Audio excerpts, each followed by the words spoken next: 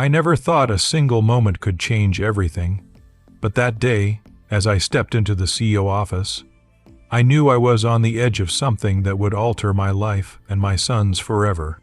The air was crisp, the lights too bright, and the hum of the air conditioning felt louder than usual, as if it knew tension was about to unfold.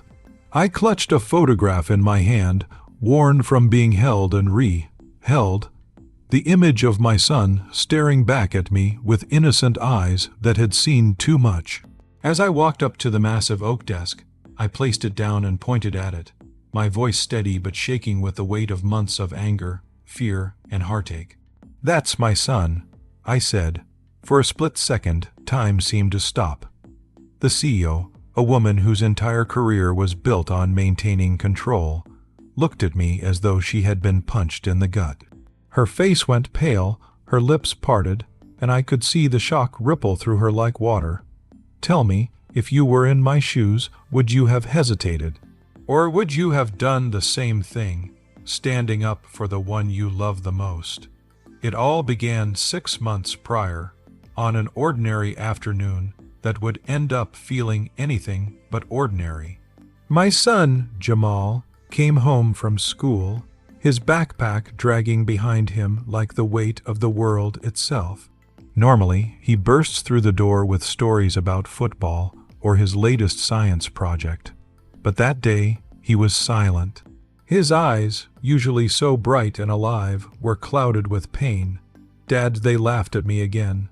He whispered, barely audible over the background noise of our kitchen. I knelt down to his level, my heart breaking at the sight of my little boy shrinking in on himself, trying to hide from a world that wasn't ready to see him as he truly was. "Who laughed at you?" I asked, my voice shaking despite my attempt to stay calm. He told me about his teacher, a person who was supposed to guide, nurture, and inspire, but instead had made comments about him and his friends that were cruel, biased, and downright racist. I felt a surge of anger so fierce it was almost unbearable. How could someone with such influence damage a child's confidence so recklessly? From that day forward, I knew I couldn't remain silent. I started documenting everything, every incident, every remark, every subtle humiliation that Jamal endured. I reached out to administrators, wrote letters, and made countless phone calls. But the responses were always the same: vague reassurances, empty apologies, promises to look into it. Nothing changed. It was as if the higher-ups were hoping we'd go away, hoping we'd accept the injustice quietly, hoping that a black father and his son wouldn't push back against the system. But I wasn't going to accept that. I started digging deeper, uncovering patterns of negligence, discrimination, and cover-ups. And that's how I found out about her, the CEO Margaret, the woman who sat in her corner office, shielded by glass walls and a reputation that protected her from accountability. I realized that if I wanted justice for Jamal, I had to go straight to her. No middleman, no polite intermediaries. I had to confront the source. The morning I entered her office, I remember feeling a strange mix of fear and resolve. My palms were sweaty, my stomach twisted, but my mind was clear. I had rehearsed every word, every phrase, every way to ensure she could not dismiss the truth. She looked up from her desk, perfectly composed, the epitome of corporate authority. "Good morning, Mr. Lewis," she said, her voice polite but distant. I didn't respond immediately. Instead, I walked over and placed the photograph of Jamal on her desk, positioning it where she could not avoid it. Her eyes flicked to the photo, then back to me. "Do you know this boy?" I asked, my voice calm, deliberate. "That's my son," I said again, emphasizing each word, letting the weight of it hang in the air. Her eyebrows shot up, her lips parting slightly, and I could feel the room shifting. For the first time, she was confronted not with reports or complaints, but with the human face of her negligence. I told her the story, starting from the beginning, recounting every incident, every whispered insult, Every moment Jamal had come home in tears. Every sleepless night I spent worrying about him. As I spoke, I could see her trying to maintain her composure, but it was clear she was struggling. I showed her the evidence I had gathered, the emails, the recordings, the notes, all meticulously organized. She picked up each paper with a trembling hand, reading through the documentation as I explained what each one represented. I described how my son's confidence had been eroded, how he had begun to question his own worth, and how the systemic biases of the school had left him feeling invisible and unprotected. I wanted her to understand that this wasn't just about one teacher or one classroom. It was about an entire system that failed to protect a vulnerable child. Midway through my account, I paused and looked her directly in the eyes. So that's the situation I was in, I said, my voice softening, yet heavy with emotion. I had to make a choice. Before I tell you what happened next, I want you to pause and imagine yourself in my shoes. What would you have done? Would you have let your child suffer in silence? Or would you have demanded justice, no matter who it upset? The silence that followed was deafening. She swallowed hard, her fingers twisting nervously on the edge of her desk. I could feel the weight of her conscience pressing against the walls she had built around herself, and for the first time, I sensed that perhaps she realized the human cost of her actions, or inactions. Then came the moment I had prepared for, the point of no return.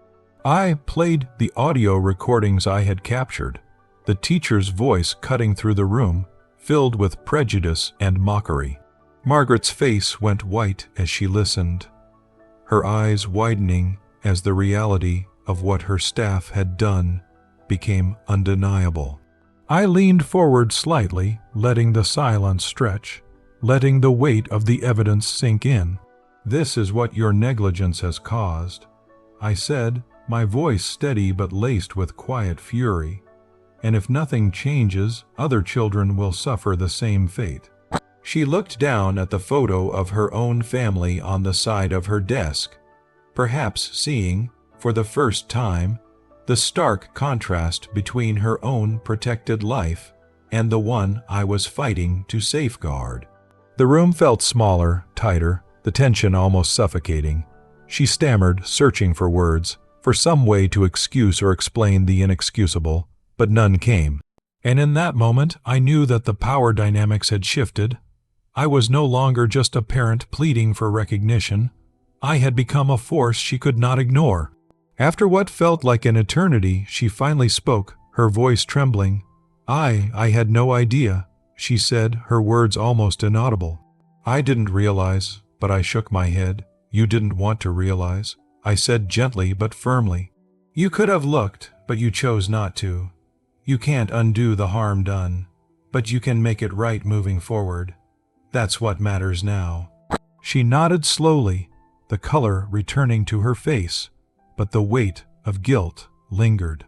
We spent the next hour devising a plan to address the teacher's actions, to implement training, to ensure that no child would have to endure what Jamal had.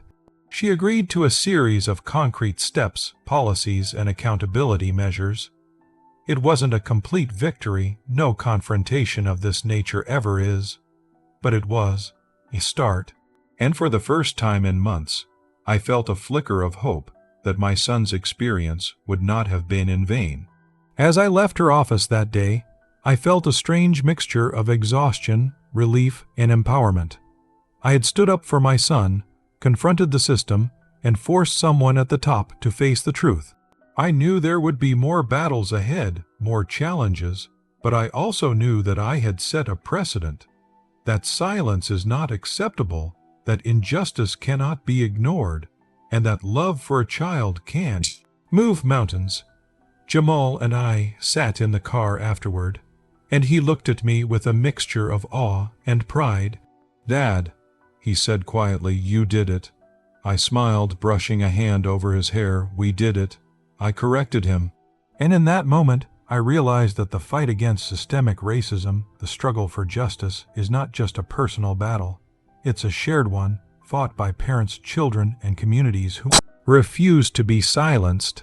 If you've been following along, I want you to think about this. How far would you go for your child? Would you confront authority, challenge the system, risk your own comfort to protect the ones you love? Because that day, I made a choice to stand up, to speak out, to force recognition of a truth that had been ignored for too long. And I want you to ask yourself, what would you have done if you were in my position? In the aftermath, the CEO implemented the changes we discussed. The teacher was held accountable, and Jamal's confidence began to rebuild. He returned to school with his head held high, no longer shrinking under the weight of subtle cruelty, and I watched him thrive in ways I hadn't thought possible. The experience bonded us in a way nothing else could. We became partners in the fight for justice, allies against a world that too often turns a blind eye. And while I know the battle against racism and systemic injustice is far from over, that moment in the office, the moment I pointed at that photograph and claimed my son, remains a turning point. A reminder that courage, love, and determination can shake even the most entrenched systems. So, here's my final thought. Never underestimate the power of standing up for what is right, for speaking out even when it seems daunting, for loving fiercely and relentlessly. If you are on my side, if you believe in fighting for justice, then let this story inspire you to take action in your own life. Like this video if you were on my side. Subscribe for more stories like this, and share your final thoughts on this whole mess in the comments section. I want to hear how you would have handled this, and what you would fight for if it were your child. I'll see you all in the next story, and remember, the truth has power, and courage can change lives.